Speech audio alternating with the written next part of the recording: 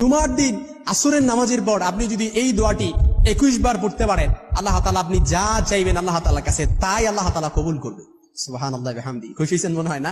প্রশ্ন কমন পড়ে গেছে। অর্থাৎ জুমার দিন যে চমৎকার আমলের কথাটা আমরা জানি, যে আমলটা কখনো আমরা ছাড়বো না, এই আমলটা যদি আমরা প্রত্যেক জুমার দিনে আসরের নামাজের পরে 21 বার পড়তে পারি অন্তত পক্ষে, অর্থাৎ আল্লাহ তাআলা আমাদের মনের সকল আশা আল্লাহ তাআলা পূরণ করে দিবে। জুমার দিন এতটা চমৎকার পূর্ণ একটা দিন। এই দিনে আল্লাহ তাআলা ফিহি খুলিকা আদম ওয়া উদখিলাল জান্নাতা ওয়া উখরিজা মিনহা, অর্থাৎ এই দিনে আল্লাহ তাআলা আদম আলাইহিস সালামকে সৃষ্টি করেছেন। এই দিনে আল্লাহ তাআলা আদম আলাইহিস সালামকে জান্নাতে প্রবেশ করিয়েছেন। আবার এই দিনে আল্লাহ তাআলা আদম আলাইহিস সালামকে জান্নাত থেকে বের করেছেন, অর্থাৎ দুনিয়াতে বের করে দুনিয়াতে অবতরণ করেছেন। এজন্য জুমার দিনে, এই জুমার দিন শ্রেষ্ঠ একটা দিন। এটা হচ্ছে সুন্নাতুল্লাহ ফিল আরদ। এই দিনে আল্লাহ তাআলা, এটা হচ্ছে স্বয়ং আল্লাহ তাআলার সুন্নাহ।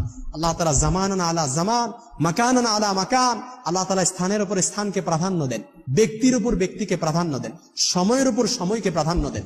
এই জন্য পৃথিবীতে অসংখ্য সময় আছে, কিন্তু জুমার দিনের আলাদা একটা ফজিলত আছে। পৃথিবীতে অসংখ্য ব্যক্তি আছে, কিন্তু মুহাম্মদ সাল্লাল্লাহু আলাইহি সাল্লামের আলাদা একটা ফজিলত আছে।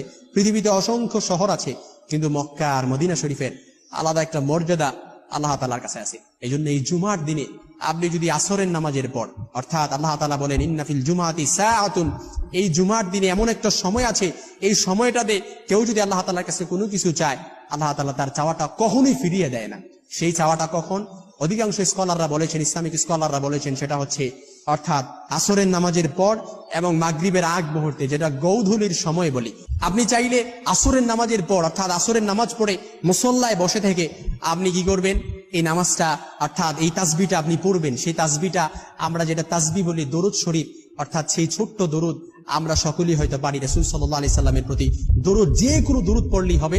তবে আমি চমৎকার একটা দরুদ আপনাদেরকে শিখিয়ে দিচ্ছি। আল্লাহুম্মা সাল্লি আলা মুহাম্মাদিন সাল্লাল্লাহু আলাইহি ওয়াসাল্লাম, আল্লাহুম্মা সাল্লি আলা মুহাম্মাদিন সাল্লাল্লাহু আলাইহি ওয়াসাল্লাম। এই চমৎকার দরুদটা আপনি মাত্র 21 বার পড়বেন। 21 বার কেন বললাম?